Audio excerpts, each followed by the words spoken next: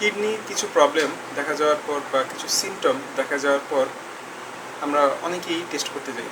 For example কিছু symptom আছে, যেমন ইউরিনের সাথে ব্লাড যাওয়া অথবা হাত পা ফুলে যাওয়া। তো সেক্ষেত্রে আমরা যখন টেস্ট করি এস ক্রিটিনিন লেভেল, তখন দেখা যায় যে এটা একটা নর্মাল রেঞ্জের মধ্যেই আছে। ফর এক্সাম্পল এটা 1.3 এর মধ্যেই থাকে। সো আমরা সেক্ষেত্রে কিন্তু খুশি হয়ে যাই যে হ্যাঁ, আমার কিডনি দুটাই ভালো আছে। বাট এখানে খুশি হওয়ার কিছু নেই। তার কারণ হচ্ছে যে আমাদের কিডনিটা আসলেই ভালো আছে কিনা এটা টেস্ট করার জন্য আপনাকে এস্টিমেটেড গ্লোমেরুলার ফিল্ট্রেশন রেট এটা অবশ্যই আপনাকে চেক করতে হবে। কারণ এই ফিল্ট্রেশন রেট থেকেই কিন্তু আমরা জানতে পারি যে আমাদের কিডনিটা আসলেই ভালো আছে কিনা। যদি ইজিএফআর বা এস্টিমেটেড গ্লোমেরুলার ফিল্ট্রেশন রেট 90-এর উপরে আসে, সেক্ষেত্রে বুঝতে হবে যে আপনার কিডনি দুটাই ভালো আছে। আর যদি সেটা 50-এর নিচে চলে যায়, সেক্ষেত্রে বুঝে নিতে হবে যে আপনার কিডনিটা বিকল হয়ে গিয়েছে। সেক্ষেত্রে যদি সিরাম ক্রিয়েটিনিন লেভেলটা যদি রেঞ্জের মধ্যেও থাকে, কারণ যদি দুটা কিডনির মধ্যে যে কোনো একটা কিডনি যদিও ভালো থাকে, তখন কিন্তু এই সেরাম ক্রিয়েটিনিন লেভেল নর্মালে আসে।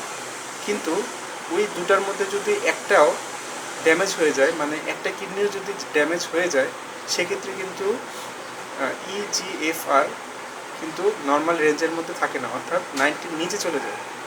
তো সেক্ষেত্রে অবশ্যই আপনাকে এই দুটো টেস্টই করে নিতে হবে এবং এনশিওর হতে হবে যে আপনার কিডনি দুটোই ভালো আছে। তো আসুন আমরা জেনে নেই কী কারণে আমাদের কিডনি ড্যামেজ হচ্ছে। পেইন কিলার অথবা ব্যথানাশক ওষুধ বা আমরা বলে থাকি এনএসএআইডি, এটা কিভাবে আমাদের কিডনিটাকে ড্যামেজ করছে আসুন আমরা জেনে নিই। এনএসএআইডি ড্রাগ বা পেইন কিলারের প্রধান যে কাজ সেটা হচ্ছে অ্যারাকিডোনিক অ্যাসিড থেকে প্রোস্টাগ্ল্যান্ডিন সিনথেসিসটাকে সে ইনহিবিট করে দেয় বাই ইনহিবিটিং সাইক্লোঅক্সিজেনেস এনজাইম। তো যখন নাকি প্রোস্টাগ্ল্যান্ডিন সিনথেসিসটা অফ হয়ে যাচ্ছে, প্রোস্টাগ্ল্যান্ডিনের যে রুলসটা কিডনিতে আছে সেটা কিন্তু প্রোস্টাগ্ল্যান্ডিন আর করতে পারছে না। কারণ প্রোস্টাগ্ল্যান্ডিন হচ্ছে একটা ন্যাচারাল একটা হরমোন। এর মেন কাজ হচ্ছে এটা একটা ভ্যাসোডাইলেটর হিসেবে কাজ করে থাকে, যেটা আপনার কিডনিতে ব্লাড ফ্লোটাকে ঠিক রাখতে সহায়তা করে। তো কন্টিনিউয়াসলি যখন নাকি আপনি এনএসএআইডি খাচ্ছেন, তো সেক্ষেত্রে কিন্তু কিডনিতে ব্লাড ফ্লোটা ঠিকমতো হচ্ছে না। এবং দেখা যায় যে যখন নাকি আপনার গ্লোমেরুলার ফিল্ট্রেশন রেট বা এস্টিমেটেড গ্লোমেরুলার ফিল্ট্রেশন রেটটা 60-র নিচে চলে যাচ্ছে, সেক্ষেত্রে কিন্তু আপনাকে এনএসএআইডি খাওয়াটা অথবা পেইন কিলার খাওয়াটা বন্ধ করে দিতে হবে। অতিরিক্ত ব্যথানাশক ওষুধের কারণে আমাদের কিডনি ড্যামেজ হওয়ার যে কন্ডিশন, এই কন্ডিশনকে আমরা বলে থাকি অ্যানালজেসিক নেফ্রোপ্যাথি। সেক্ষেত্রে যারা অনেক দিন যাবৎ ব্যথানাশক ওষুধ খাচ্ছেন, বিশেষ করে মাথা ব্যথার জন্য অথবা আর্থ্রাইটিসের জন্য, সেক্ষেত্রে অবশ্যই আপনাদেরকে সতর্ক হতে হবে। সবচেয়ে বেশি ড্যামেজ করে থাকে কোন এনএসএআইডিগুলো? আমরা যদি দেখি সেক্ষেত্রে সবচেয়ে বেশি ড্যামেজ করে থাকে হচ্ছে ডাইক্লোফেনাক, যেটা কিডনির জন্য অনেক হার্মফুল, অ্যারাউন্ড 42%। এরপরে হচ্ছে কক্সিব, যেটা 28%। এরপরে হচ্ছে আইবুপ্রোফেন 10% এবং 9% হচ্ছে ন্যাপ্রোক্সিন। সো এই 4টা ওষুধ খাওয়ার ক্ষেত্রে আমাদেরকে অবশ্যই সতর্কতা অবলম্বন করতেই হবে। কী কী সিমটম দেখলে আপনি বুঝতে পারবেন যে এনএসএআইডি অথবা পেন কিলার থেকে আপনার কিডনিটি ড্যামেজ হয়েছে? নাম্বার 1 হচ্ছে অনেক টায়ার্ড ফিল করা। এরপর হচ্ছে আপনার ইউরিনেশন অথবা প্রস্রাবের পরিমাণটা খুব বেড়ে যাওয়া।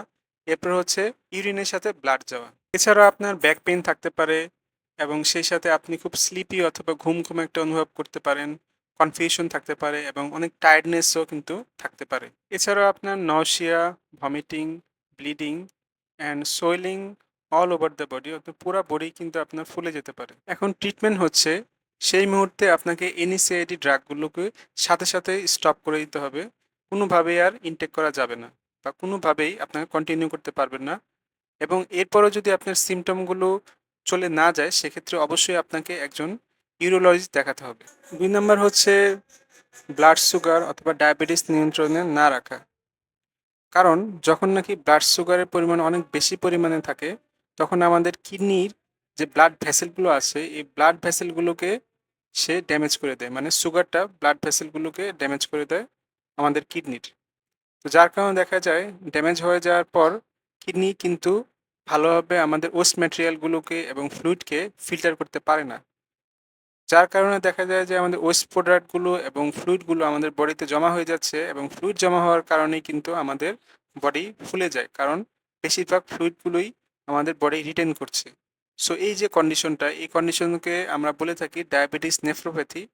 এবং এই ডায়াবেটিস নেফ্রোপ্যাথি যখন অনেক দিন থাকবে তখন কিন্তু কিডনি ফেলিওর হওয়ার সম্ভাবনা থাকে। 3 নাম্বার হচ্ছে উচ্চ রক্তচাপ নিয়ন্ত্রণ না করা বা হাই ব্লাড প্রেশার নিয়ন্ত্রণ না করা। কারণ এই হাই ব্লাড প্রেশারের জন্য দেখা যায় যে এক্সট্রা একটা প্রেশার অথবা স্ট্রেন ক্রিয়েট করে আমাদের কিডনিতে, এবং সেই সাথে আমাদের যে ব্লাড ভেসেল থাকে কিডনিতে এবং ফিল্টারিং ইউনিটগুলো থাকবে কিডনিতে, এই কিডনির ফিল্টারিং ইউনিট এবং ব্লাড ভেসেলগুলোকে হাই প্রেশারের কারণে ড্যামেজ হয়ে যায়, এবং এই ড্যামেজের কারণে ক্রনিক কিডনি ডিজিজ হয় এবং ফাইনালি এটা এন্ড স্টেজ রেনাল ডিজিজ হয়ে থাকে। এই যে ড্যামেজটা হচ্ছে ব্লাড ভেসেলগুলো, এই ড্যামেজটার কারণে কিন্তু আমাদের যে ব্লাড ভেসেলগুলো থাকে কিডনিতে সেটাকে অনেক স্টিফ অর্থাৎ শক্ত করে ফেলে। তো যেই কারণে আমাদের কিডনির মধ্যে যে ব্লাড ফ্লোটা এটা কিন্তু প্রপারলি হয় না অথবা কমে যায় ব্লাড ফ্লোটা, যে কারণে আমাদের কিডনিটা ভালোভাবে কাজ করতে পারে না। এছাড়া ব্লাড ভেসেলগুলো আমাদের যে কিডনির ভেতরে থাকে সেই ফিল্টার ইউনিটটাও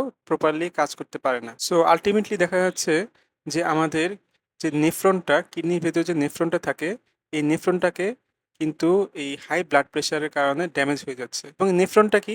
নেফ্রনটা হচ্ছে একটা মাইক্রোস্কোপিক স্ট্রাকচার যেটা আমাদের কিডনির ভেতরে থাকে এবং আমাদের ব্লাড যেটা আছে এই ব্লাডটাকে ফিল্টার করে বেসিক্যালি নেফ্রন। যখন নাকি এই নেফ্রনটা ড্যামেজ হয়ে যাচ্ছে তখন কি হচ্ছে? তখন কিন্তু কিডনি অক্সিজেন এবং নিউট্রিয়েন্ট ভালোভাবে রিসিভ করতে পারছে না।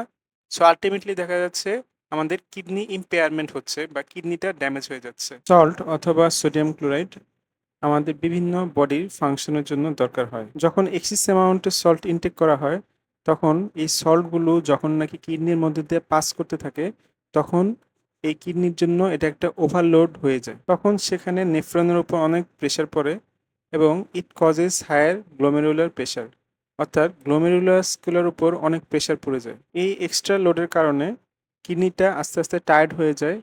নট অনলি দিস, শুধু টায়ার্ড হচ্ছে না, সাথে সাথে এই কিডনিটাও কিন্তু আস্তে আস্তে ড্যামেজ হওয়া শুরু হয়। এছাড়াও যখন আপনি অনেক হাই অ্যামাউন্টে লবণ খেতে থাকবেন তখন আপনার কিডনিকে প্রোটেকশনের জন্য যে ড্রাগগুলো আছে যেমন অ্যাঞ্জিওটেনসিন কনভার্টিং এনজাইম ইনহিবিটর এবং ক্যালসিয়াম অ্যান্টাগনিস্ট, এই ওষুধগুলোর ইফেক্টিভনেসকে কমিয়ে দিতে পারে high amount of salt intake. এছাড়াও আপনি যখন হাই অ্যামাউন্টে সল্ট অথবা লবণ খেতে থাকবেন তখন এই হাই অ্যামাউন্ট সল্ট কিন্তু সোডিয়াম এবং পটাশিয়ামের মধ্যে যে ব্যালেন্সটা থাকে এই ব্যালেন্সটাকে নষ্ট করে দেয় আমাদের কিডনিতে, যে কারণেও কিডনি ফাংশনটা আস্তে আস্তে নষ্ট হয়ে যায় এবং কিডনি ড্যামেজ হওয়া শুরু হয়। এই জন্যই WHO অথবা ওয়ার্ল্ড হেলথ অর্গানাইজেশন আমাদের রিকমেন্ড করে থাকে পার ডেতে অর্থাৎ প্রতিদিন 2 গ্রামের কম সল্ট অথবা সোডিয়াম ক্লোরাইড ইনটেক করার জন্য।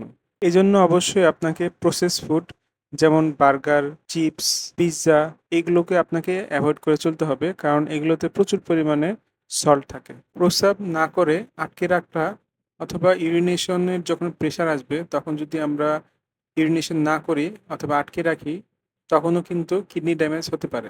যখন ইউরিন আমাদের বডি থেকে পুরোপুরিভাবে বের হতে পারে না তখন আমরা এটাকে বলি হাইড্রোনেফ্রোসিস। সো যখন নাকি এই হাইড্রোনেফ্রোসিস হবে তখন কিন্তু একটি অথবা দুটি কিডনি আমাদের সোয়েলিং বা ফুলে যেতে পারে। So without treatment of severe hydronephrosis it can cause our kidney failure অথবা কিডনি ড্যামেজ। কন্টিনিউয়াসলি যখন আমরা এই ইউরিনটা আমাদের ইউরিনের ব্লাডারে আটকে রাখি তখন কিন্তু একটা হায়ার রিস্ক থাকে ইউরিনারি ট্র্যাক্ট ইনফেকশন হওয়ার। যখন এই ব্লাডারের ভিতর অনেক ইউরিন জমা হয় তখন কিন্তু অনেক ইউরিন থাকার কারণে সেখানে ব্যাকটেরিয়ার প্রজনন শুরু হয়, বংশবৃদ্ধি শুরু হয়।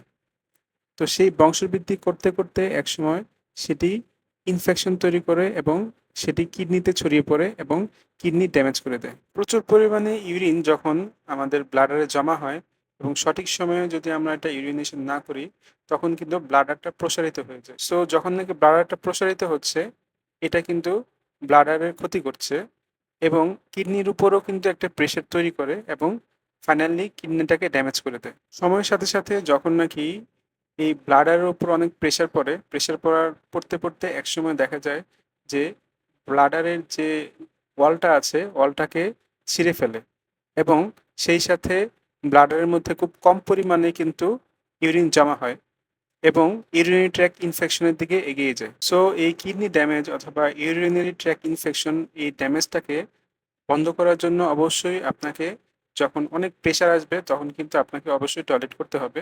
আদারওয়াইজ কিন্তু কিডনি ড্যামেজ এবং ইউরিনারি ট্র্যাক ইনফেকশন হওয়ার সম্ভাবনা বেড়ে যায়।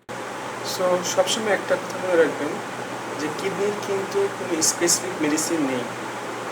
সো কিডনি যদি একবার ড্যামেজ হয়ে যায়, there is no way to treat your kidney and this is not possible to recover your kidney again. So you can do dialysis, আপনি ডায়ালাইস করতে পারেন। ডায়ালাইস কিন্তু করা এই নয় যে আপনার কিডনিটা আবার আগের স্টেজে চলে আসবে। ডায়ালাইস করা মানে হচ্ছে যে কিডনিটা যে ড্যামেজ হয়ে গেছে, কিডনির কাজটাই কিন্তু ডায়ালাইস করে দেবে, এটাই হচ্ছে আপনার ডায়ালাইসিস। কিন্তু কিডনি যদি একবার ড্যামেজ হয়, আপনি যদি লক্ষ লক্ষ টাকা খরচও করেন অথবা ডায়ালাইস করেন, কোনোভাবেই কিন্তু কিডনি রিকভার করা সম্ভব না। সো যদি আপনারা আরও নতুন ভিডিও পেতে চান, নতুন কোনো টপিকের উপর অথবা কোনো কিছু জানতে চান, কোনো ডিজিজে অথবা ট্রিটমেন্টের উপর, অবশ্যই আপনারা কমেন্ট বক্সে জানাবেন।